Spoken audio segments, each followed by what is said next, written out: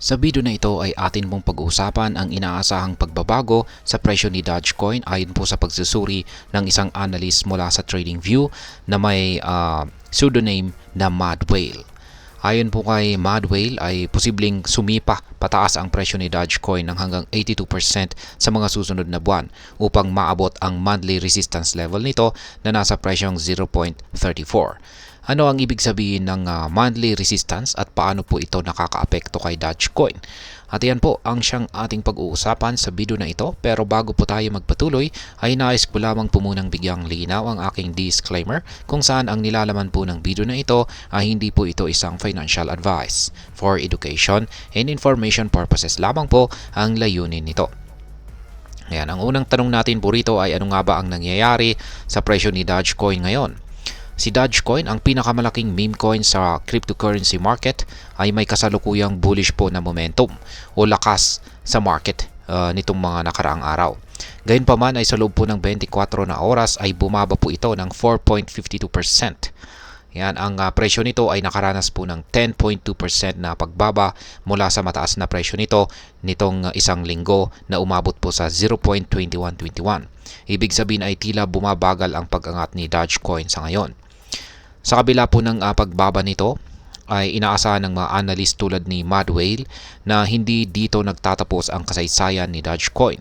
Sa katunayan ay nakita ng mga analyst ang posibilidad na magpatuloy ang pagtaas ng presyo nito dahil po sa tinatawag na trend line na nagsisilbing suporta sa pang-araw-araw or daily na trading. Ayan, ano ang monthly resistance at bakit naman po ito mahalaga? Para sa mga hindi po pamilyar sa term na monthly resistance, ito ay ang particular na level o presyo na nagiging barrier o hadlang sa pag-akyat ng isang asset tulad ni Dogecoin. Ayon po kay Mad Whale, si Dogecoin ay may dalawang mahalagang resistance zone kung saan ay tinatarget nito ang presyong 0.23 at ang 0.34. Ang mga price levels na ito ay tinuturing na significant o makabuluhan dahil noong taong 2021 pa huling umabot si Dogecoin sa ganitong mga presyo. Kapag ang presyo po ni Dogecoin ay muling umabot sa mga price level na ito, malaki po ang posibilidad na itulak nito ang presyo pataas at magdala ng mas matinding interest mula sa mga trader at investors. Ngayon ay ano po ang mga inaasahang hakbang bago maabot ang resistance level na ito? Ayan, ayon po sa analysis o pagsusuri ni Mad Whale, bago makarating si Dogecoin sa inaasahang resistance level ay kailangan po nitong muling masubok ang daily support zone na nasa presyong 0.17. Kapag matagumpay nitong nasubok ang area na ito, may mas malaking tsansa na maituloy nito ang upward trend o pag-angat ng presyo.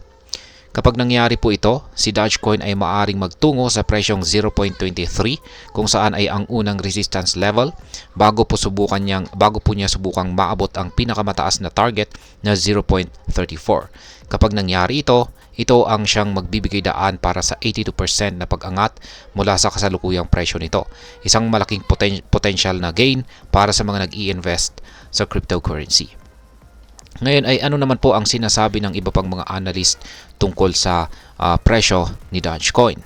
Hindi lamang po si Mad Whale ang may positibong pananaw tungkol sa pag-angat ni Dogecoin.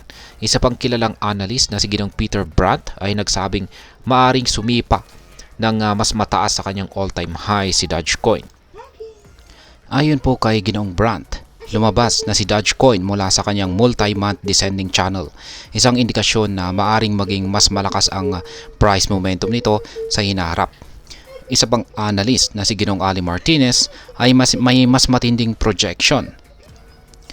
Naniniwala po siya na maaring umabot ang presyo ni Dogecoin sa $10 o kahit sa mas mataas na presyo na $23 at na-content ko po yan kanina, kung saan ito ay tinatayang tataas ng 11,486% mula sa kasalukuyang presyo nito. Ayan, yung isang basihan po kasi rito ay yung pagkapanalo ni Ginoong Donald Trump. Yan, siya na po ang elected president ng bansang US at meron po siyang kaugnayan kay Ginoong Elon Musk. Yan, kung saan ay mabibigyan daw po ng isang mahalagang position itong si Ginoong Elon Musk. At At dito po kay Ginoong Elon Musk ay dito po papasok yung connection ni Dogecoin. Ayan. Kaya kung nagpatuloy po yan, ay mukhang yan po yung parang magdudulot ng matinding pagtaas sa presyo ni Dogecoin.